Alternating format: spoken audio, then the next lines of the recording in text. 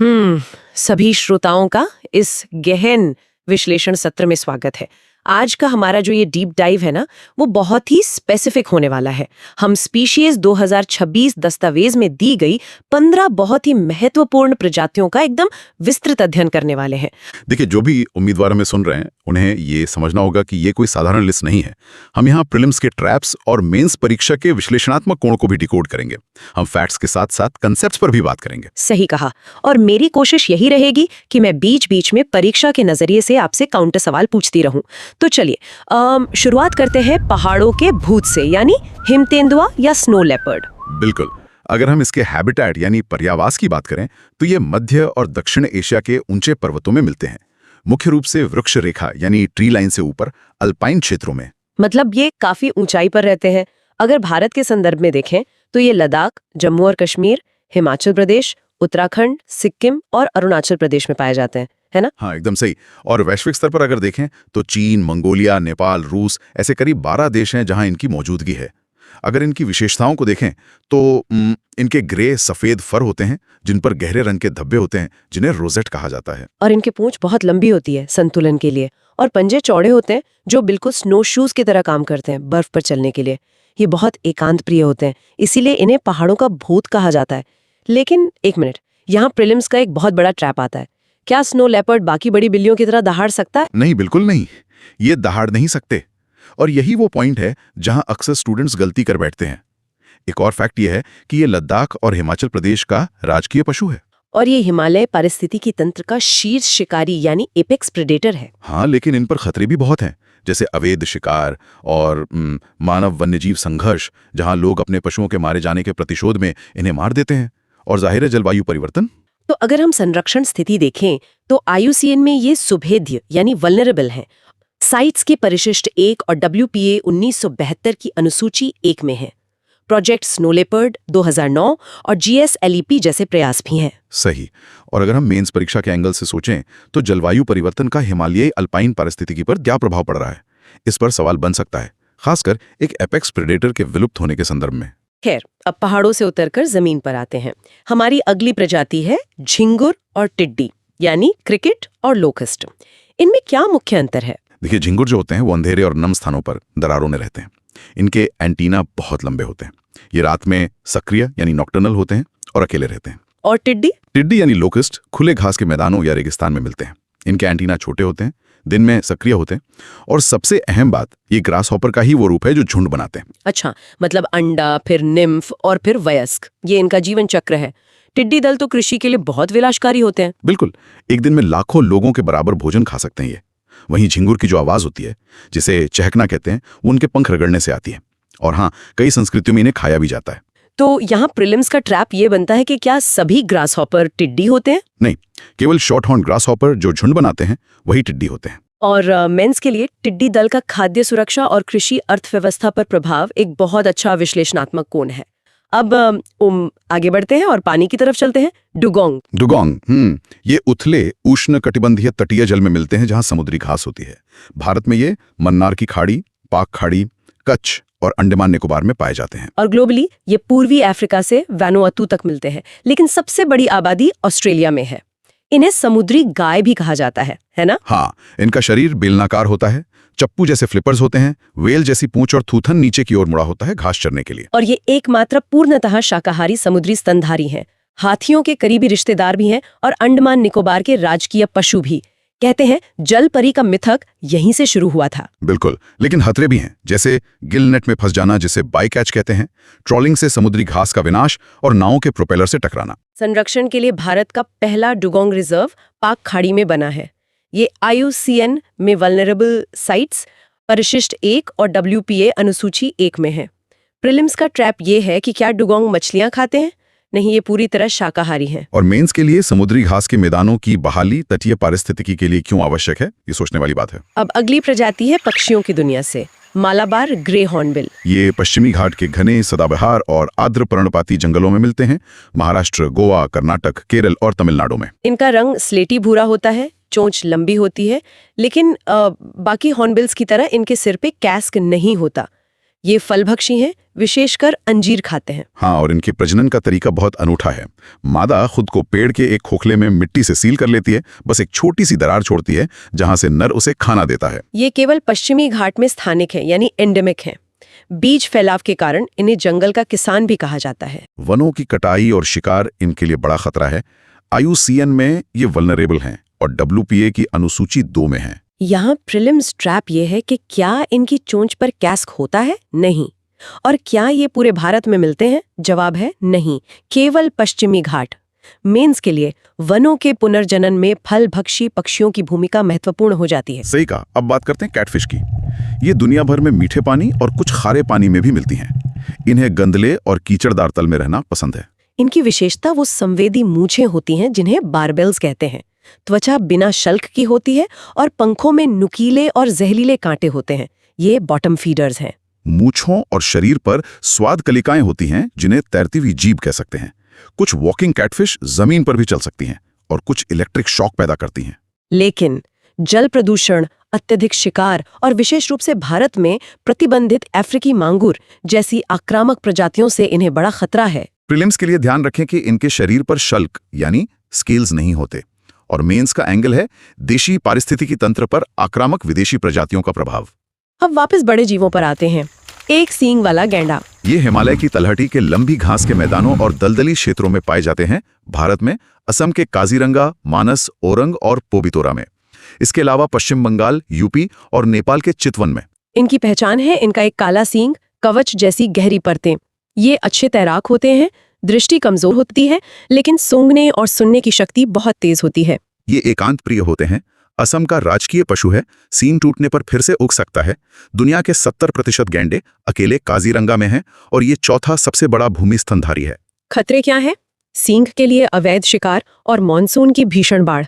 संरक्षण के लिए IUCN वल्नरेबल, WPA अनुसूची 1, साइट्स परिशिष्ट 1 और IRV 2020 और नई दिल्ली घोषणा भी इसी से जुड़े हैं। यहाँ ट्रैप यह है कि सींग हड्डी का नहीं बल्कि केराटिन का बना होता है। मेंस के लिए काजीरंगा में मानसून की बाढ़ एक प्राकृतिक आवश्यकता भी है और वन्य जीवों के लिए खतरा भी। इस द्वंद्व को समझना जरूरी है। बिल्कुल। अगली प्रजाति बहुत ही विशिष्ट है, मोर मकड़ी या पीकॉक टारेंटुला। ये केवल भारत के आंध्र प्रदेश में गोटी के पास के एक छोटे से आरक्षित वन तक सीमित है। ये पर्णपाती जंगलों में पेड़ों पर रहती है। इसका धात्विक नीला रंग होता है और जटिल पीले और सफेद पैटर्न होते हैं, बिल्कुल मोर के पंखों जैसे। ये तेज और रक्षात्मक स्वभाव की होती है और इसका दंश काफी दर्दनाक होता है। इसे IUCN क्रिटिकली एंडेंजर्ड में रखा गया है।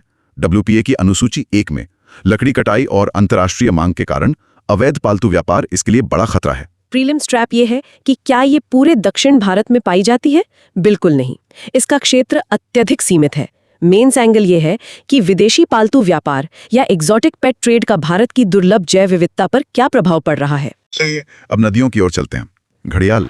ये साफ और धीमी गति की बड़ी नदियों के रेतीले किनारों पर मिलते हैं। भारत में चंबल, गिरवा, सोन, रामगंगा, गंडक, कोसी, महानदी और नेपाल में नारायणी और राप्ती। इनका लंबा पतला थूतन होता है, आपस में फंसने वाले दांत होते हैं जो मछली पकड़ने के लिए हैं, और केवल नर घड़ियाल के थूथन पर घड़ा होता है। ये मुख्य रूप से मछली खाते हैं और इंसानों पर हमला नहीं करते।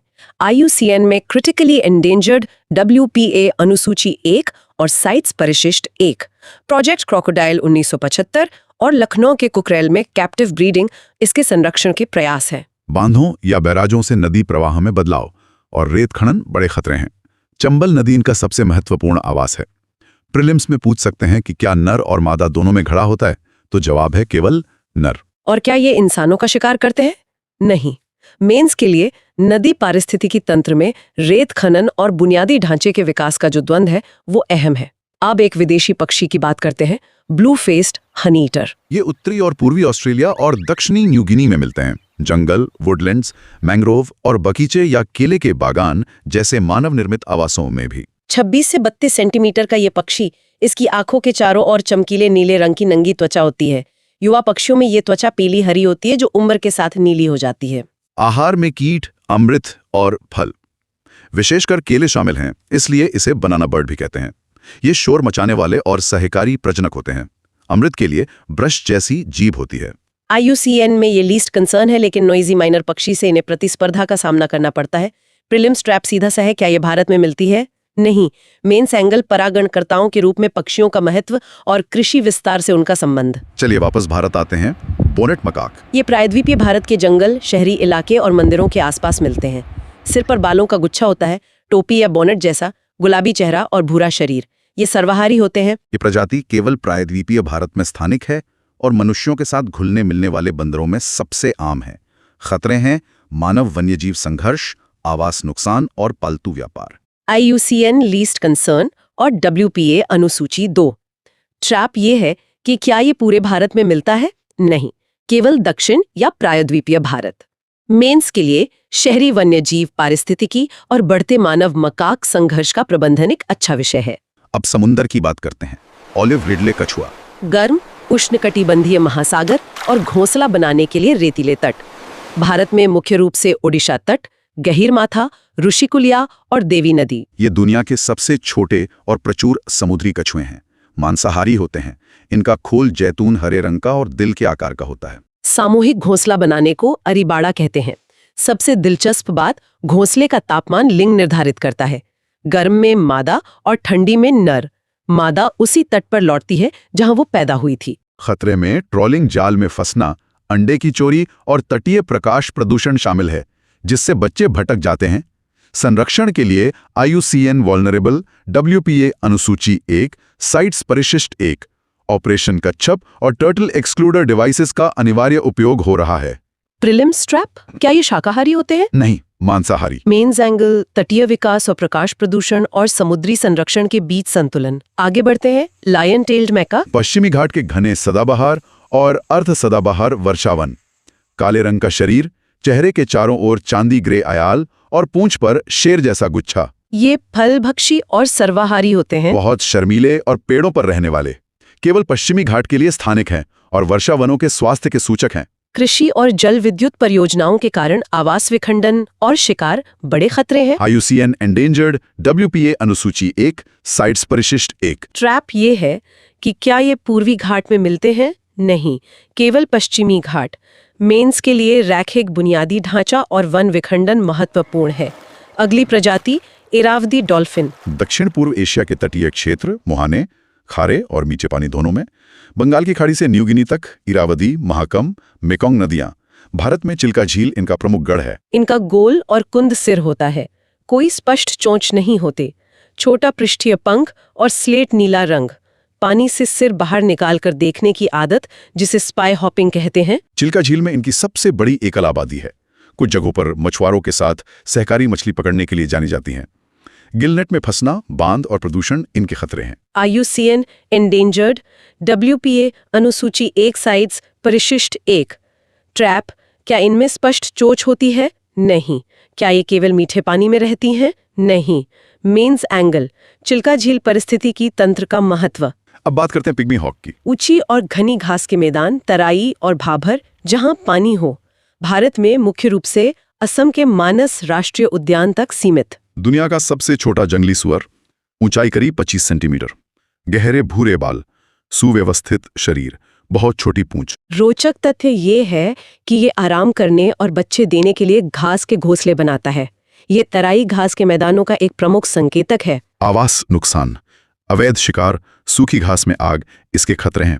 IUCN क्रिटिकली एंडेंजर्ड, WPA अनुसूची 1, साइट्स परिशिष्ट 1। पिग्मी हॉक संरक्षण कार्यक्रम भी चल रहा है। प्रीलिम्स ट्रैप, क्या कोई जंगली सुअर घोंसला बनाता है? हाँ, केवल पिग्मी हॉग। मेंस एंगल, तराई घास के मैदानों के शरण का संकटग्रस्त प्रजातियों पर प्रभाव। और अब हमारी 15वीं प्रजाति गंगा डॉल्फिन। भारत, नेपाल, बांग्लादेश की गंगा ब्रह्मपुत्र मेघना प्रणालियों का गहरा और गंदला मीठा पानी। भारत में UP, बिहार, पश्चिम बंगाल, असम। विक्रमशिला अभयारण्य। लंबी पतली थूथन, भूरा रंग। ये प्रभावी रूप से अंधी होती है क्योंकि आंखों में लेंस नहीं होता। स्तनधारी है, सतह पर सांस लेती है, एक तरफ तैरती है। सांस की आवाज के कारण इसे सोन्स कहते हैं। ये शिकार और नेविगेशन के लिए इकोलोकेशन का उपयोग करती है। ये भारत का राष्ट्रीय जलीय जीव है और स्वस्थ नदी की सूचक प्रजाति। फरक्का जैसे बांधों के कारण आवास विखंडन, जल प्रदूषण और बायकैच बड़े खतरे हैं। IUCN एंडेंजर्ड, WPA अनुसूची 1, साइट्स परिशिष्ट 1, प्रोजेक्ट डॉल्फिन। ट्रैप, क्या गंगा डॉल्फिन देख सकती है? नहीं, मेंस एंगल नदी जोड़ो परियोजना या बैराज निर्माण का नेविगेशन पे प्रभाव। तो इसी के साथ हमारा आज का ये सफर पूरा होता है। हमने पहाड़ों के भूत स्नो लेपर्ड से लेकर नदियों की अंधी शिकारी गंगा डॉल्फिन तक का विस्तृत और कंसेप्चुअल सफर तय किया। ये 15 प्रजातियां केवल जीव नहीं बल्कि अपने अपने पारिस्थितिकी तंत्र की धुरी हैं। बिल्कुल। और अंत में मैं उम्मीदवारों के लिए एक सोचने वाली बात छोड़ना चाहूंगा। जब हम किसी प्रजाति को लीस्ट कंसर्न की सूची में देखते हैं, जैसे कि ब्लू फेस्ड हनी ईटर या बॉनेट मकैक, तो क्या हम उनके संरक्षण को अनदेखा एक कास्केडिंग इफेक्ट को निमंत्रण दे रहे हैं? मुख्य परीक्षा के लिए सोचिए कि एक परागणकर्ता के खत्म होने से भारत के वन आवरण लक्ष्य कैसे प्रभावित हो सकते हैं। ये वाकई सोचने वाली बात है। इस गहन अध्ययन सत्र से जुड़ने के लिए सभी का धन्यवाद। हम भविष्य के विश्लेषण में फिर मिलेंगे। तैयारी जारी रखें और कंसेप्ट्स को गहराई से समझते रहें।